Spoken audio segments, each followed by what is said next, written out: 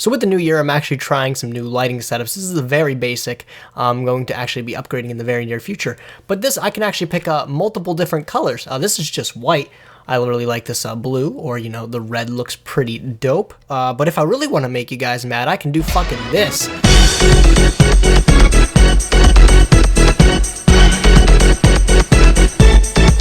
What's up, my Nimrods? It's Gage coming back at you guys again with another video today, another dose of that fresh, never frozen Yu-Gi-Oh content. I am 1,000,000,000% thankful that you guys would spend a couple minutes with me here today to talk about a children's card game we both mutually enjoy so fucking much. Real quick, I want to address my absence and exactly what happened. If you followed me on the community page, you know my brother was actually lending me his desktop, which made me able to edit while I was at home on winter break.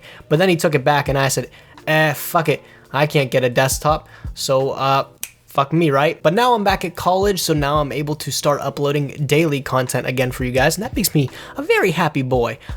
So that also hopefully should make you guys happy.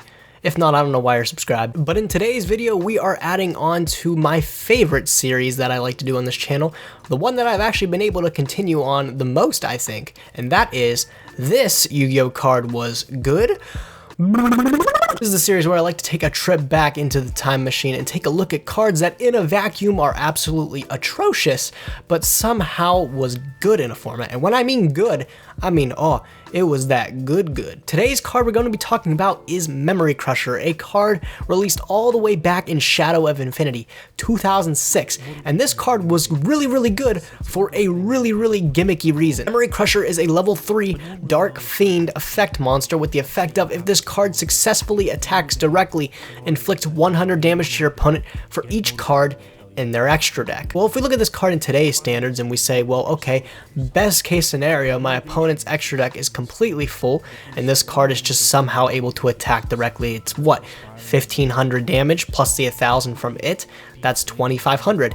That's nothing too flashy. That's a big beater, I guess, for a level 3 that you just normal summon, or if you can special summon it. You can special summon it off Tour Guide, but its effect's negated, so I really don't know why I brought that up. That really didn't add anything. But if we're looking at this card in today's standards, Memory Crusher, it's just not anything special. It's a weak level 3 monster that can sometimes get a little beefy if you can attack directly with it.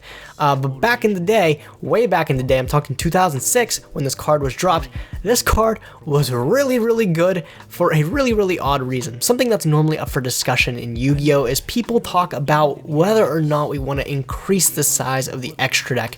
This was really predominant when XYZs were first introduced to the game, as well as I think a couple people touched on it lightly when links were released, that sometimes the extra deck, the 15 count, seems a little slim for when we're needing to add all these cards to it.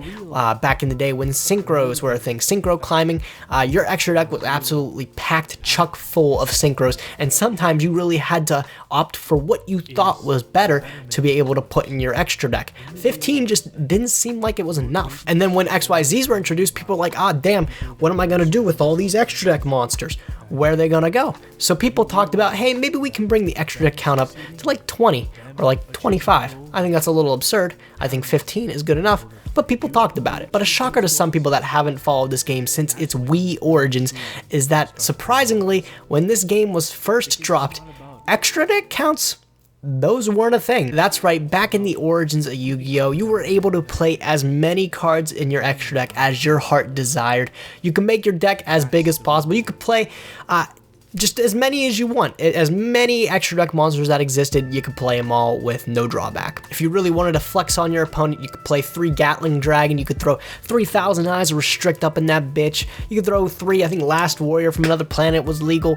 I don't know, there was way too many extra deck monsters to just say, hey, go nuts. And people would often just trick the fuck out of their extra deck with as many cards they wanted because they could. If you wanted to style on your opponent and show, hey, I spent way much more money on this game that was totally unnecessary than you did, just beef up your extra deck.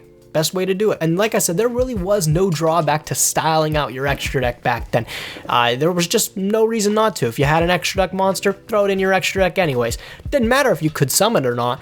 It looked cool if you had it. That was until our card we're talking about today, Memory Crusher, came around. This card was surprisingly pretty decent for all those people that wanted to swag out their extra decks. That's right, the amount of people that just chose to throw every extra deck monster in their extra deck they could was actually big enough for people to start side decking Memory Crusher.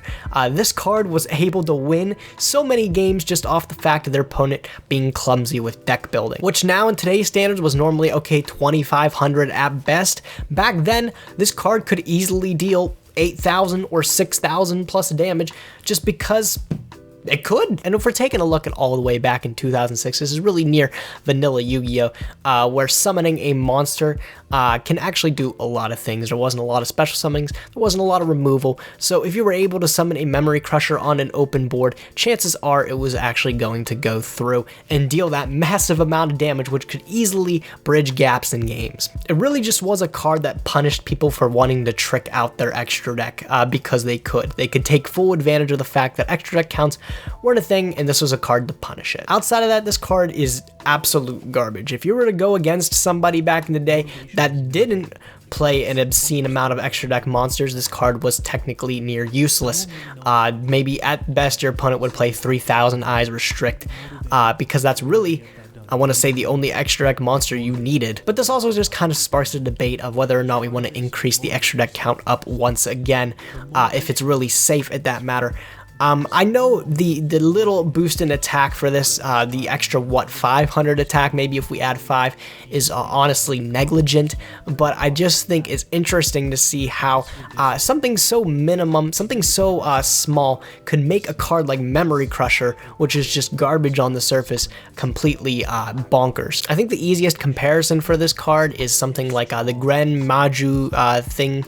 I forget the exact name, I'll throw the picture up there, but the guy that gets attack boost from banished cards, and how he's actually quite decent. A lot of people actually tried this thing out because Pot of Desires was a card being played in just about every deck, that this guy was actually just guaranteed to be beefy as fuck when you would normal summon him. And absolutely outside of that fringe scenario, this card would be absolute trash, and I think Memory Crusher kind of sits in that same boat, where it's also not only a level 3 like the dude, but it also is just garbage on its own, unless there's of course a really odd thing allowing this card to be good. Whereas the Gren Maju dude was good because Pot of Desires was a card played in plenty, Memory Crusher was good because extra deck swagging was just non-punishable at the time. And I think it's really without debate that this card will probably never be good again.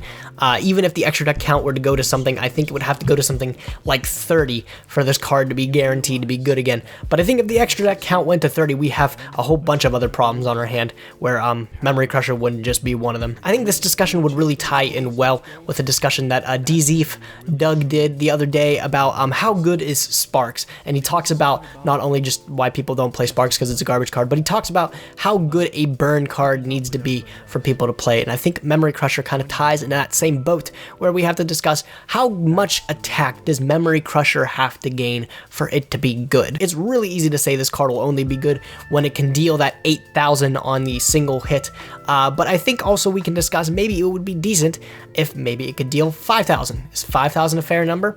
I'm not sure. That's definitely up for debate. If you guys want to get a little bit more in depth with that, I would highly recommend checking out DZeef's video on how good is Sparks, because I think it kind of ties in well with this discussion. But I'm really surprised that extra deck count hasn't been something that people have discussed recently, especially with the drop of Link monsters. You would think a lot of people, since Link monsters is a requirement to play in decks like Pendulum, or decks that really want to use the rest of their extra deck options, you would think that people would be rioting to increase the extra deck count again. I thought it was certainly something that would resurface at around this time, but people aren't really thinking so. And that just kind of shocks me. But that's another tangent for another day. Let me know what you guys think of Memory Crusher, and let me know what you guys think of the extra deck size, and if it will ever increase again to maybe beyond 20. I definitely think there's wiggle room for it to go to 20. I prefer it stay at 15 though, because I think it just promotes more concise deck building, and you can't get too fancy with things. That's all, folks. If you guys liked the video, be sure to like the video, thumbs up the video, however one especially you enjoyed the video. Let me know what you guys think about this new lighting setup. I know it might be a little dim on my face. I'm planning on getting a ring light very soon to fix that. I can, of course, pick different colors with this, like I said. I can pick the red, which I think the red is kind of neat too, but it does, again, make my face look a little dim. But I'm digging this purple color that I use for the entirety of the video. Let me know what you guys think of this new lighting setup and what colors you would like to see in the background, because I have a plethora of options to pick from. If you guys did like the video, please do consider subscribing to my channel. I'm uploading regularly, finally able to upload regularly once again. If you guys have video ideas, please do also drop those below. I'm kind of creating a list myself, but of course I am always open to taking suggestions from you guys. Anything helps. Being said, I hope you guys did enjoy the video today. Be sure to like, comment, and definitely subscribe, and I will hopefully see you guys in the next video. Thanks for watching, guys. Nim Nim signing out.